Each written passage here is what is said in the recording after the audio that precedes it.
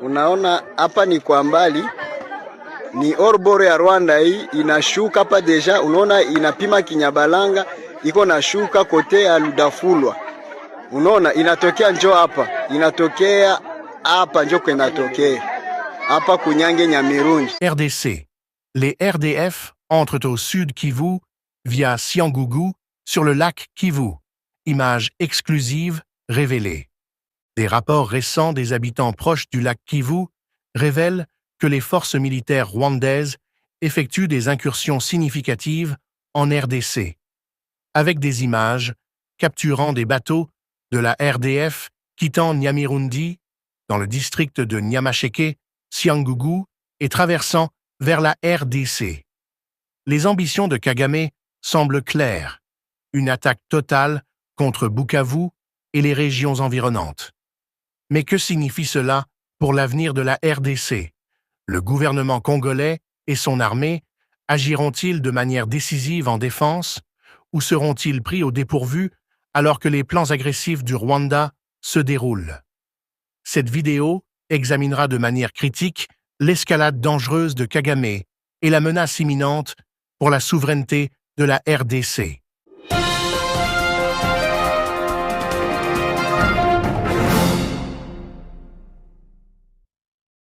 Njoo inashuka hivi, inashuka njoo inafika pa Mukongo.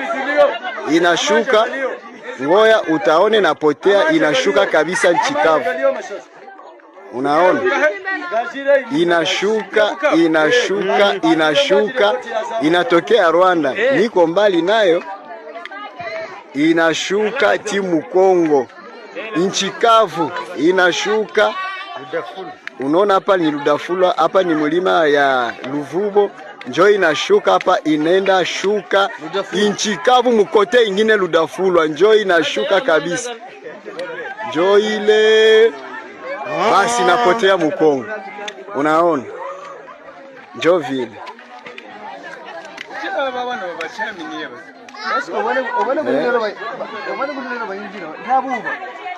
Kwenda tokea njoo kule nashuka hivi, nashuka napotea huku Mukongo. Inatambuka Kisanga Kinyabalange na shuka nchikavu.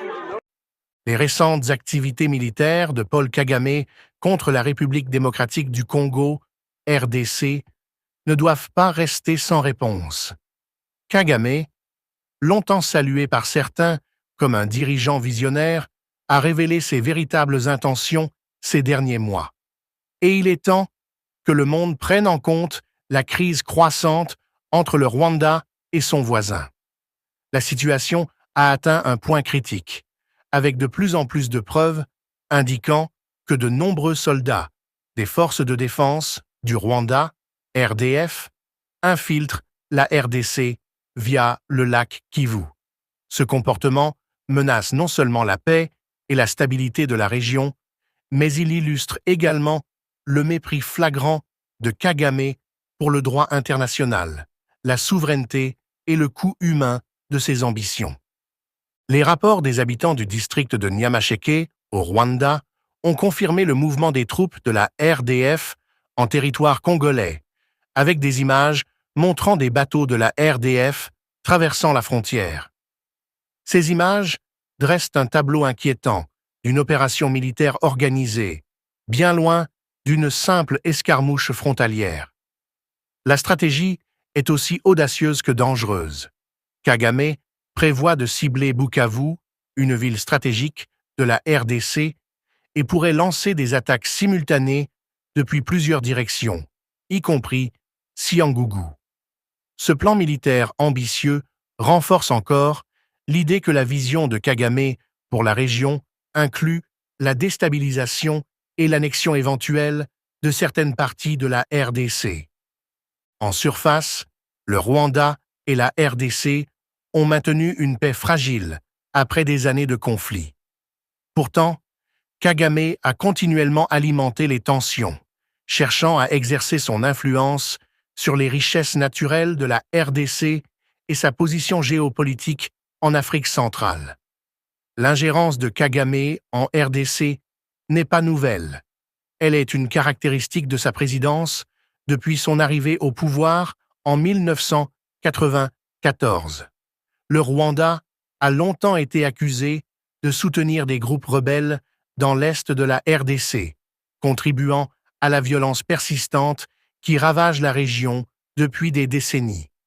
Ces opérations secrètes ont permis à Kagame de garder le contrôle sur les territoires riches en minerais du Congo, tout en évitant une confrontation militaire directe sur la scène internationale. Cependant, Kagame ne fait plus semblant de jouer la carte de la diplomatie ou de la retenue. Les incursions militaires en RDC, illustrées par les images des habitants près du lac Kivu, rappellent brutalement la posture agressive du Rwanda. Ce qui est encore plus alarmant, c'est que les intentions de Kagame sont désormais à découvert. L'idée d'une attaque contre Bukavu, l'une des villes les plus vitales de la RDC, est passée d'une opération secrète à un objectif connu. Le plan consiste à avancer depuis plusieurs fronts. Cyangugu, à l'intérieur même de Bukavu, grâce à des infiltrés, et depuis Goma. Un tel mouvement annonce une escalade à haut risque qui menace de briser des années d'efforts fragiles pour la paix. La question qui se pose maintenant est la suivante. Le gouvernement congolais, sous la direction du président Félix Tshisekedi, prendra-t-il les mesures nécessaires pour protéger sa souveraineté et défendre ses citoyens? La menace posée par le régime de Kagame n'est pas seulement militaire, mais aussi politique et économique. La stratégie de Kagame semble être conçue pour affaiblir la stabilité de la RDC en semant l'instabilité dans les provinces orientales, créant ainsi un environnement où son influence peut s'épanouir. Cette tactique rappelle des interventions passées où le Rwanda a exploité les conflits et le chaos pour en tirer des avantages économiques, notamment dans le secteur minier. Tshisekedi et les forces armées de la République démocratique du Congo, FARDC, doivent maintenant réfléchir à la meilleure façon de répondre à cette menace existentielle. Malgré des capacités militaires considérables, l'armée congolaise est affaiblie par des conflits internes et l'instabilité économique. Les ressources des FARDC sont limitées et leur capacité à contrer efficacement l'armée rwandaise, technologiquement plus avancée et mieux financée, reste incertaine. Cependant, il existe encore des opportunités significatives pour Tshisekedi et son gouvernement d'organiser une défense efficace, tant sur le plan diplomatique que militaire. D'un point de vue diplomatique, la communauté internationale doit reconnaître l'escalade dangereuse de Kagame et tenir le Rwanda pour responsable. Les Nations unies et l'Union africaine doivent agir immédiatement pour condamner ces incursions et faire pression sur le Rwanda afin qu'il cesse ses actions agressives. La RDC a trop longtemps été victime d'interventions étrangères, et cette dernière manœuvre de Kagame constitue un défi direct à la souveraineté d'un pays déjà en proie à la pauvreté, aux conflits et aux épidémies.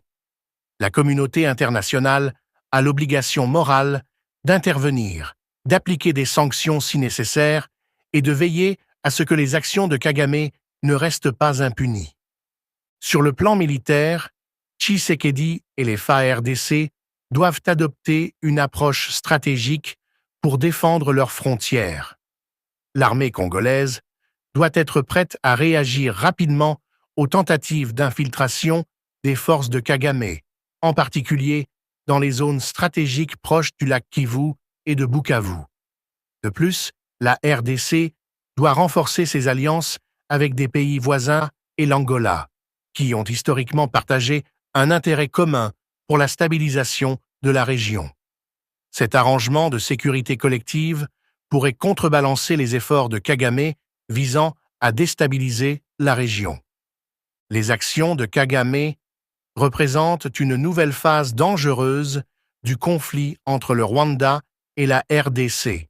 Ces incursions militaires, révélées par des témoignages et des images montrant des bateaux de la RDF entrant en RDC, indiquent une tentative claire et délibérée de déstabiliser la région et d'étendre l'influence du Rwanda aux dépens de la souveraineté congolaise. Les ambitions de Kagame en RDC reposent sur une stratégie combinant des éléments économiques, politiques et militaires qui visent à affaiblir la RDC et à renforcer le contrôle du Rwanda sur ses ressources. La RDC, sous la présidence de Tshisekedi, doit agir avec détermination pour protéger ses frontières, ses citoyens et son avenir. Un échec à répondre avec force et résolution ne fera qu'encourager Kagame et son régime, entraînant une instabilité régionale encore plus grande. Le gouvernement congolais doit agir maintenant, avec le soutien de la communauté internationale, pour s'assurer que l'agression imprudente du Rwanda rencontre une résistance ferme. Le moment est venu de tenir tête à Kagame, avant que ses ambitions sur Bukavu et le reste de la RDC ne deviennent une réalité. La souveraineté de la RDC et la sécurité de son peuple en dépendent.